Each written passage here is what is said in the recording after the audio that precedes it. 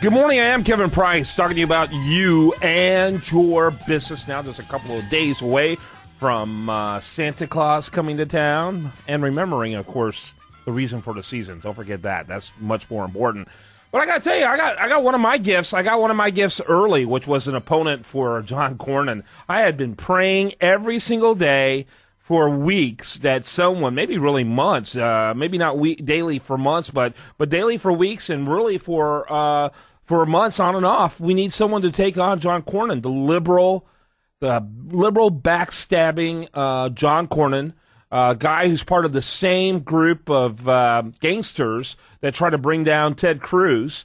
And in fact, the same group that funded the campaign to destroy Ted Cruz's character is now behind a campaign to destroy Steve Stockman, which I consider both a compliment, but something that should be concerned, particularly of primary voters, because you're the only one of those who are running into primary getting that kind of attack. And both congratulations and good luck with that, Steve Stockman.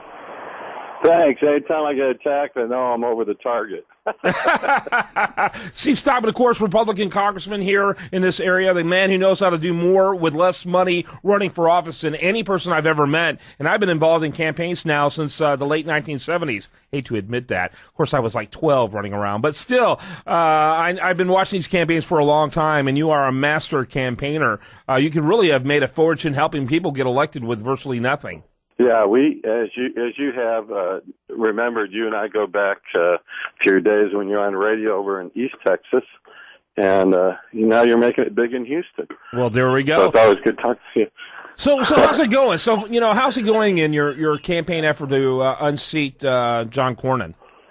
Well, we as always, every campaign, whether we defeated Jack Brooks or whether we defeated 11 other people in my primary last year, the Chronicle has predicted my death and demise, and we're still going, and we're going to keep fighting. And again, I think we'll surprise a lot of people on election night. Yeah, I think people are going to be shocked and awed. I just hope that people who are continuing to support individuals that seem to be fine individuals, I have no problem with them running against Cornyn. Props to them for recognizing that this guy had to be challenged. But I hope that a lot of those people just decide, you know what, we need one serious challenger. His name's Steve Stockman. He's big enough of a challenger that a liberal group that calls itself conservative is now spending what I hear $2 million to go after you. In the exact same way, this exact same group that called themselves conservative went after Ted Cruz to try to help David Dewhurst. Talk a little bit about that. Yeah, they're a pro-immigration group. They're mad at me. Pro-illegal immigration group. You're pro-legal immigration, and they're just a pro-illegal immigration group. Correct. Yeah, correct. They want all the people that are here illegally to stay here and be part of the tax burden, where their end up will be on Obamacare, and people don't realize that it'll add another trillion and a half dollars. And it's really a selfish group because they're focusing on their own personal profit at the expense of the nation. And it's really a sad thing, but anybody that stands up for the defense of America now is being attacked. Yeah, that's exactly right. And I am kind of got a libertarian streak, a really huge libertarian streak on a lot of issues, but including immigration. But I also believe in rule of law. And what we have done now is a suspended rule of law. We have nothing that's even remotely orderly, and we need to fully enforce all the laws we currently have before we talk about changing the laws. That's the way I look at it. And because what we have now is this pure anarchy when it comes to immigration. Yeah, I laugh because they always talked about, do we have a pathway to citizenship? And I said, yes, there's 300 million Americans that followed it. We don't need, most of them followed it, and we don't need to create a special path to citizenship for those that cut in line. Yep. And people that have already proven they'll break the law. Right? We want to make special exceptions for individuals who have already proven they'll break the law. Yeah, if you're in line at a movie theater and then they cut in line, they say, well, you cut in line, you need to go up even closer.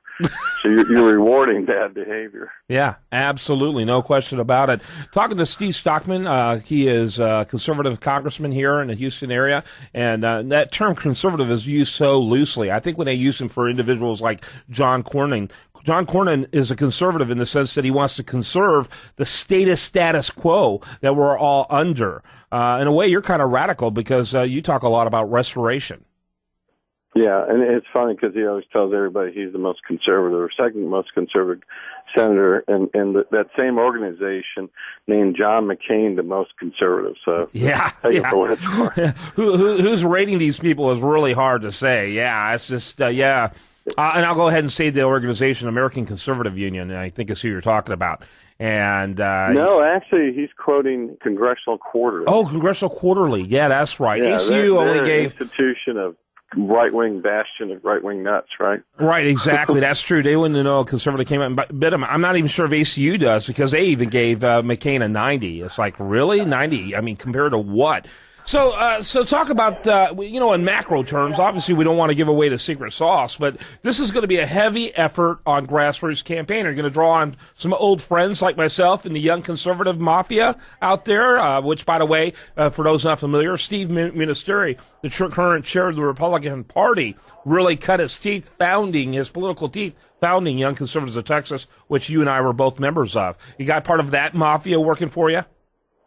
You bet, and we have a lot of other grassroots conservatives working for us, and we're excited. We got John, after 12 years in office, the polling either shows him at 41 or between 41 and 50, and you'd expect the incumbent to be in the 60s, so he's not as sitting as pretty as he pretends, and everybody said, well, he's got a lot of money, but Dewhurst had $22 million, and John has a third of that. So there's a real opportunity here. Yeah, and by the way, our friend Ted Cruz had a fraction of the $7 million that Cornyn had, and still ended up beating Dewhurst. And so this is very vulnerable. And let me tell you, when someone spends the millions on ads, at least hundreds of thousands, I bet it was in the millions on ads even before there was a serious challenger in this race.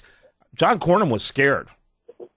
Yeah, exactly, and he's obviously upset because he wouldn't be spending millions going after me if it wasn't a serious threat. And his commercials were always cracked me up. It was like John Cornyn versus John Cornyn.